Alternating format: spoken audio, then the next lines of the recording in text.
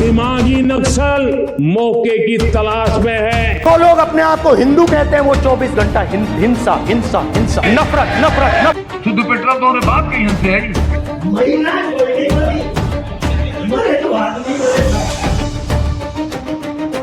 नमस्कार, मैं हूं जुबैर कुरैशी और आप देख रहे हैं नारद मुनि लाइव।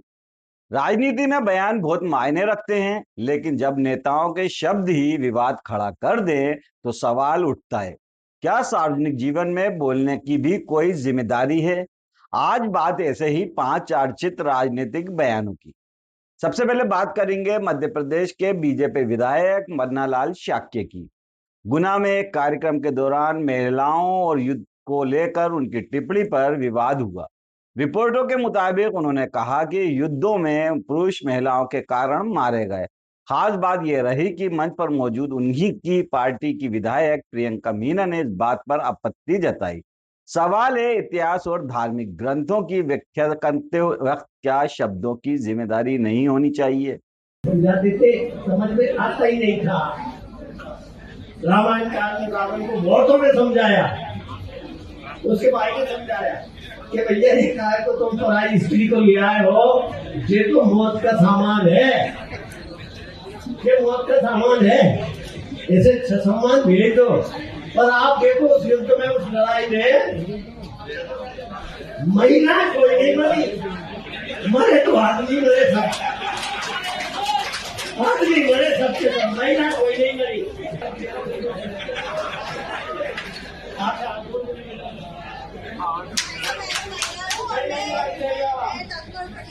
अब बात करते हैं, दूसरा नाम है बीजेपी, वो भी दूसरा नाम भी बीजेपी से ही, दूसरा जो नाम है वो सांसद जनार्दन मिश्रा का है। उन्होंने इथेनॉल मिश्रित पेट्रोल को लेकर उनका जो बयान था वो सोशल मीडिया और राजनीतिक गलियारों में चर्चा का विषय बना हुआ है। मोदी जी कहा था कि एथेनॉल में लाभ 20%, तो आंदोलन हो रहा कि नहीं एथेनॉल न चली, केवल शुद्ध पेट्रोल चली। शुद्ध पेट्रोल तो उन्हें बात कही हमसे आई। शुद्ध पेट्रोल है ये नहीं है देश में, तो कहां से आई? यहाँ सवाल सिर्फ बयान का नहीं है, सवाल यह है कि ईंधन नीति जैसे तकनीकी विषय पर राजनीतिक नेताओं को बोलते समय कितनी तथ्यात्मक सावधानी बरतनी चाहिए, क्योंकि एक वायरल बयान हजारों लाखों लोगों तक पहुंचता है और उसके बाद भ्रम पैदा होना भी संभव है। तीसरा नाम है त्रिपुरा के पूर्व मुख्यमंत्री माणिक सरकार का। हाल ही में उनके एक भाषण को लेकर 3 पुलिस शिकायतें दर्ज होने की खबरें सामने आई हैं। মনে হচ্ছে উইথ ফুল ইউনিফর্ম নিজের অফিসে, যে অফিসটাতে সে কাজ করে সেই অফিসে অফিস টাইমে যেভাবে সে এই সুইসাইডের পদ্ধতিটা অনুসরণ করলো, এটা একটা সাধারণ বিষয় মনে করার কোনো কারণ নেই। शिकायतों में आरोप लगाया गया है कि उनकी टिप्पणी से सार्वजनिक व्यवस्था प्रभावित हो सकती है। यहाँ यह भी फैसला है जो है आरोप लगाने या दोषी ठहराने का नहीं है। सवाल सिर्फ इतना है, क्या राजनीतिक भाषण में इस्तेमाल किए गए शब्द हालात को शांत करते हैं या और ज्यादा तनाव पैदा कर सकते हैं?